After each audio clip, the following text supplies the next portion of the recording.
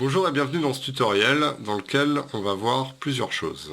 On va d'abord voir comment transférer un parcours de OpenRunner à GPX Viewer. Ensuite, on verra comment dans GPX Viewer on choisit un fond de carte adapté à nos besoins.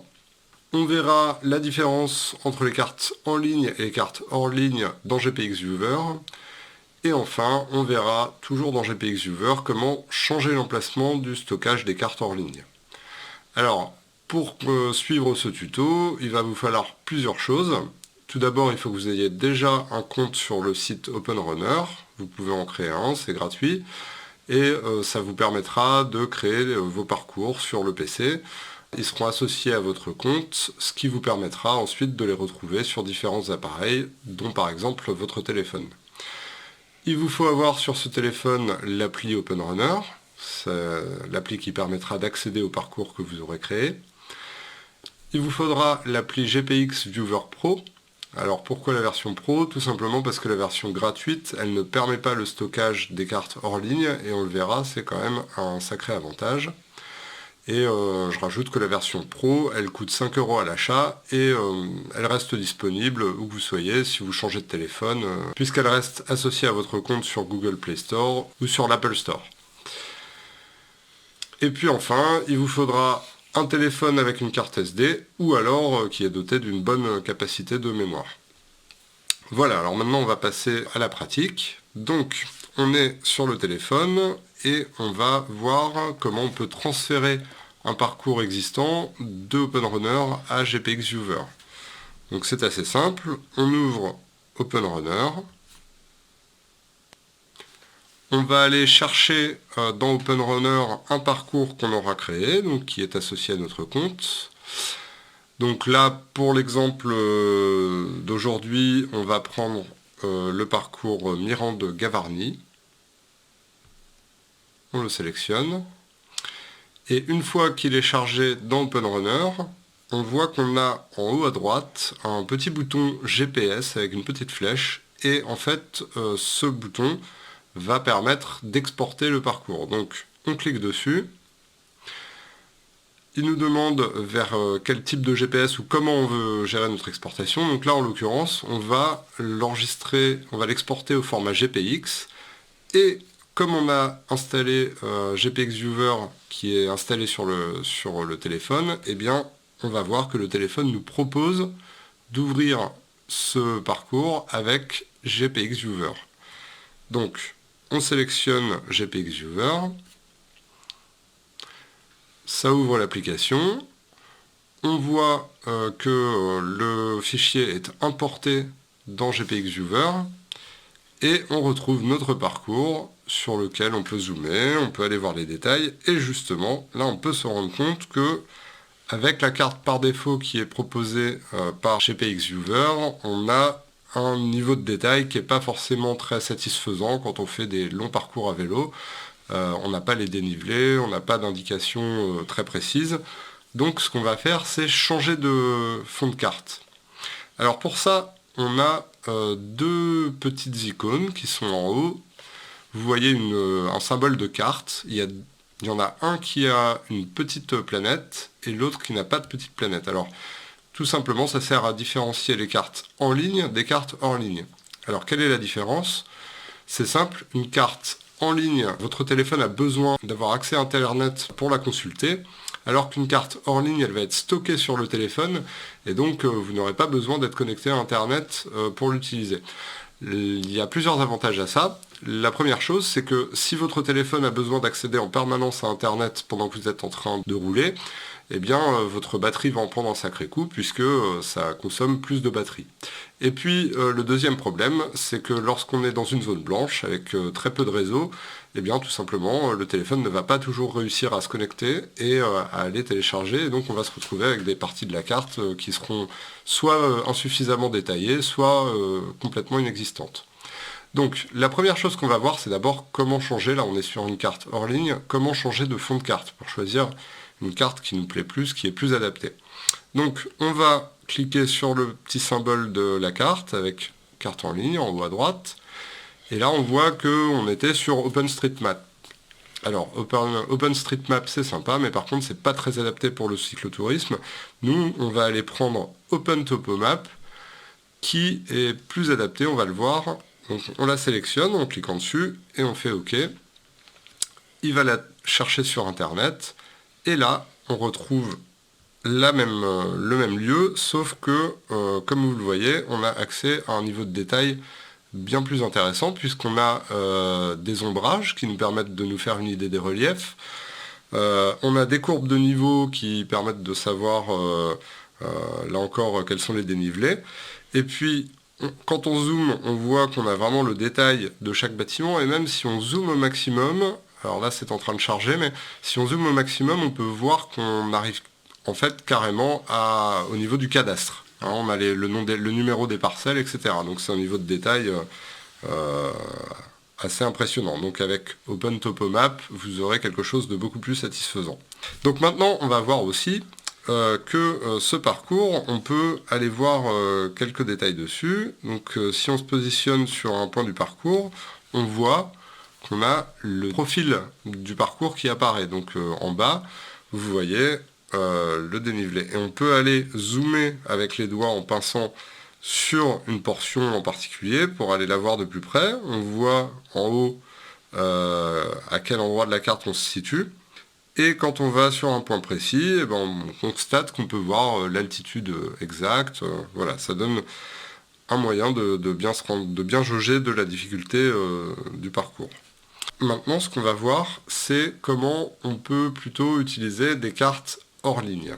Alors, la différence, c'est qu'une carte en ligne, le téléphone va aller la chercher sur Internet et la consulter sur Internet en direct, tandis qu'une carte hors ligne va être stockée dans la mémoire de votre téléphone, soit dans le téléphone, soit dans la carte SD. Et de cette manière, même sans réseau Internet, vous pourrez quand même l'utiliser.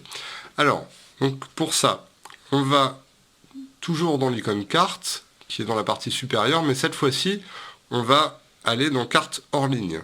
Donc, quand on clique dessus, on voit qu'il nous propose un certain nombre de cartes, et éventuellement, certaines de ces cartes, on va pouvoir, vous voyez grâce au menu en bas, les télécharger. Donc pour ça, nous, on est intéressé par la carte topo. Alors, on a vu tout à l'heure les avantages que ça avait par rapport aux autres, donc on sélectionne topo.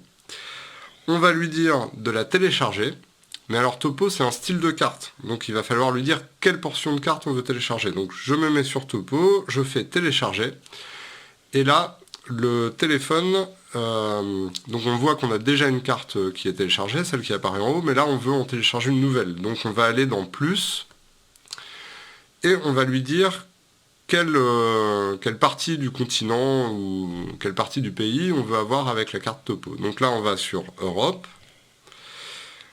on va aller en France, et là dans notre exemple, bon, le bout de carte qui nous intéressait il est déjà téléchargé, donc ce qu'on va faire, on va en télécharger un autre pour l'exemple. On va par exemple prendre France Limousin. Donc France Limousin, on clique dessus. Donc vous laissez les cases cochées, ça va prendre un peu plus de place mais c'est intéressant quand même, et vous cliquez sur OK. Là pour l'instant, par défaut, la carte qui est en train de se télécharger, elle va être stockée dans la mémoire de votre téléphone. Mais ce qu'on va voir, ça va être l'étape d'après, c'est comment on peut lui dire de stocker sur la carte SD plutôt que dans la mémoire du téléphone. Pourquoi ? Parce que assez rapidement, si vous n'avez pas un téléphone qui a une grosse capacité, bah, vous risquez, au fur et à mesure que vous téléchargerez différentes cartes, d'avoir voilà, la mémoire de votre téléphone qui est complètement saturée. Voilà, donc là, ça y est, on a téléchargé la carte France Limousin, on peut revenir en arrière.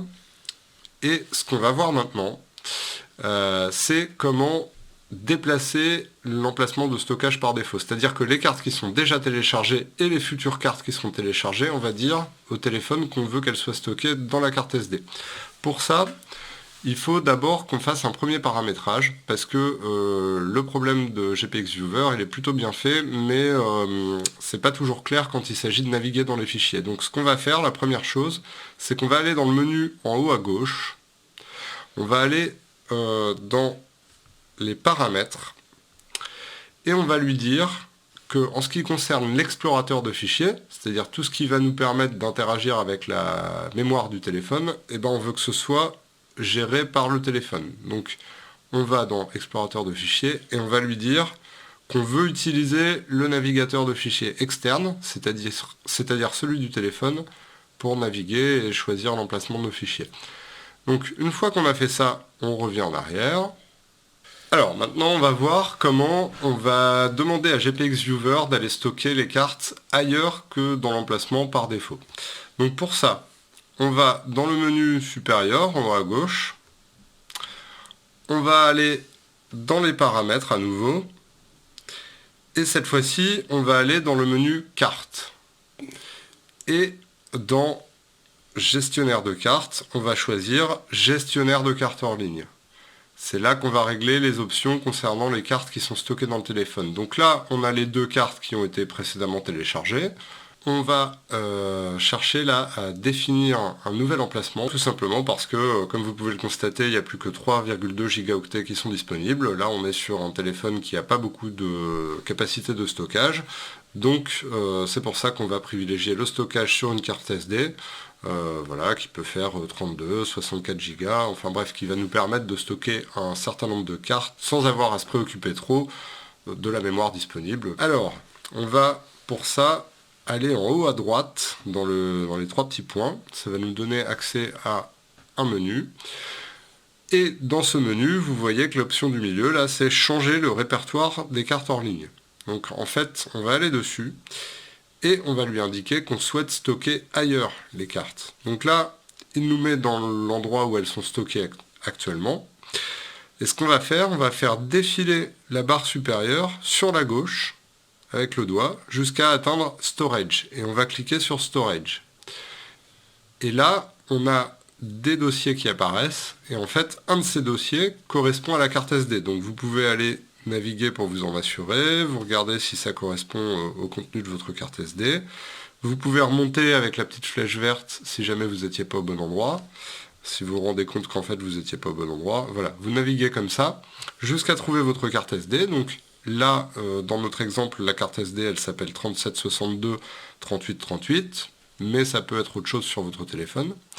On va dessus et on va créer un dossier qui va être celui où on va stocker les cartes. Donc, on va en haut à droite sur le petit plus, créer un répertoire, donc là on le nomme comme on le souhaite. Donc ici, moi j'ai décidé de le nommer carte GPX Viewer. Voilà, un nom assez explicite qui me permettra de les retrouver facilement, et je fais OK. On voit qu'il a bien créé un dossier carte GPX Viewer. On va dessus. On va confirmer. Et là, normalement, il accepte. Et il est en train de déplacer les fichiers qui étaient anciennement sur le téléphone vers ce nouveau dossier qui est sur la carte SD. Alors, en tournant ce tuto, on a eu plusieurs fois un bug, on n'arrivait pas forcément à refaire ça, mais parce qu'en fait, le téléphone avait besoin de l'autorisation pour accéder à la carte SD. Donc, en gros, si vous avez le navigateur de votre téléphone qui prend le relais et qui vous demande une autorisation, vous donnez l'autorisation et vous refaites la manipulation dès le début, et normalement, ça devrait régler le problème comme ça l'a réglé pour nous. Et donc là, on voit qu'on est bien sur la carte SD, puisqu'on a beaucoup plus d'espace disponible, comme vous pouvez le constater en bas. Avec la manipulation qu'on vient de faire, le dossier qu'on a créé sur la carte SD est devenu l'emplacement par défaut de stockage des cartes. Donc on y a transféré, enfin GPX Viewer y a transféré les cartes déjà existantes, mais il y transférera toutes les cartes que vous téléchargerez à l'avenir. Là par exemple, si vous téléchargez ici la Bourgogne, vous constaterez qu'elle vient se loger dans le répertoire que nous avons créé à cet effet. À titre indicatif, la France métropolitaine complètement chargée avec l'ensemble des détails, ça fait à peu près 9 gigas. Ça donne une très grande rapidité d'affichage. L'affichage est instantané lorsque les cartes sont téléchargées sur la carte SD, ce qui n'est pas le cas si vous aviez accédé à ces mêmes cartes via Internet.